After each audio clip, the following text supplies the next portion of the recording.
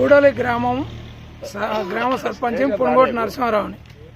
మేము గ్రామ అభివృద్ధి కోసం అనేక విధాలుగా మన సొంత పని లెక్క, మనం సొంత జీతగాని లెక్క కూడా ఊళ్ళో పని చేసినాము. మేము ప్రతి పని కూడా మేము అధికారులకు ముందుగానే మేము వాళ్ళ ఆర్డర్ ఇవ్వగానే మేము ఎమ్మటే పని పూర్తి చేయాలంటే మేము చేశాము.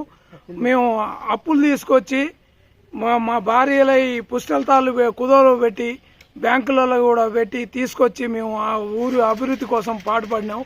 ఇప్పటి వరకు కూడా మాకు ప్రభుత్వం బిల్లులు చెల్లించలేదు.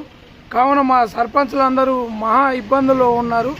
ఆదుకోవాలని ప్రభుత్వానికి ఎన్నోసార్లు ఇబ్బంది చేసినా మమ్మల్ని అరెస్టులు చేయటం తప్ప మాకు నిధుల గురించి ఇస్తామనే